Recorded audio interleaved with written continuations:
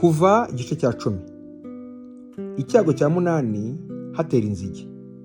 Umurongo wa 1. Uwiteka abwira Mose ati, injira mu nzu ya Farawo, kuko nangiriye umutima we n'iy'abagaragu be kugira ngo nerekanire ibimenyetso byanjye hagati muri bo, no kugira ngo uzabwire umwana wawe n'umwuzukuru wawe ibikomeye nagiriye Abanyegiputa n'ibimenyetso byanjye nakoreye hagati muri bo, mumenye yuko ndi Uwiteka. Mose na Aroni binjira mu nzu ya Farawo, baramubwira bati, Uwiteka Imana y'Abaheburayo iravuze iti, uzageza he kwanga kwicishiriza bugufi imbere yanjye? Reka ubwoko bwanjye bugende bunkorere. Niwanga kurekura ubwoko bwanjye, dore ejo nzaterereza inzige ku rugabano rwawe, zizimagize ubutaka umuntu ye kubasha kububona. Zizarya ibyo mwashigaje bitishwe na rwa rubura, zirya igiti cyose mwamejeje mu gasozi. Amazu yanyu zizayuzura, zuzure n'ay'abagaragu bawe n'ay'Abanyegiputa bose, izo baso na basogokuru batigeze kubona uhereye igihe babereyeho ukageza none. Arahindukira ava imbere ya Farawo. Abagaragu ba Farawo baramubaza bati, ya mugabo azageza he kutubera umutego? Reka abo bantu bagende bakorere Uwiteka Imana yabo. Muramenya yuko Egiputa hapfuye? Bagarura Mose na Aroni imbere ya Farawo, arababwira ati, nimugende mukorere Uwiteka Imana yanyu. Ariko hazagenda abantu ki? Mose aramusubiza ati, tuzajyana n'abakiri bato n'abashaje, abahungu bacu n'abakobwa bacu, tujyane n'imikumbi yacu n'amashyo yacu, kuko dukwiriye kuziririza Uwiteka umunsi mukuru. Arababwira ati, uko nabifuriza ko Uwiteka abana namwe, niko nabareka mukagenda mujyanye abana banyu bato. Mwirinde, kuko ibyo mugambiriye ari bibi. Siko bizaba, ahubwo abagabo bakuru mugende mukorere Uwiteka, kuko ari cyo mushaka. Birukanwa mu maso ya Farawo.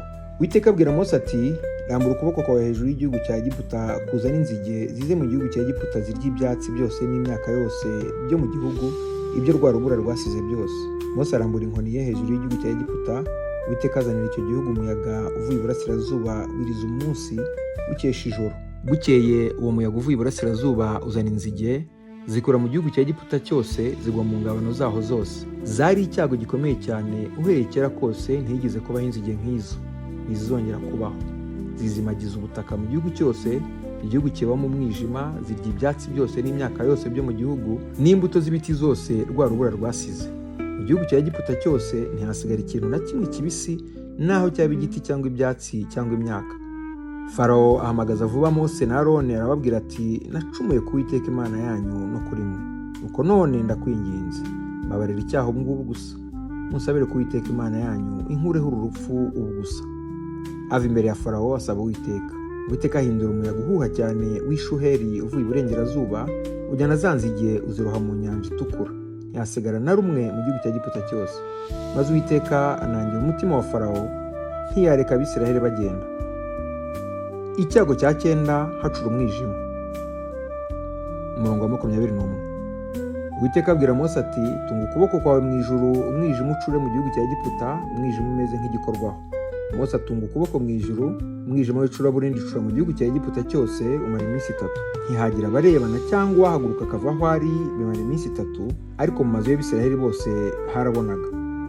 Farawo ahamagaza Mose aramubwira ati, mugende mukorere Uwiteka, ariko imikumbi yanyu n'amashyo yanyu abe ari byo bisigara, abana banyu bato mubajyane. Mose aramubwira ati, ukwiriye no kuduha ibyo dutamba n'ibyo twosa, kugira ngo utambire Uwiteka Imana yacu ibitambo.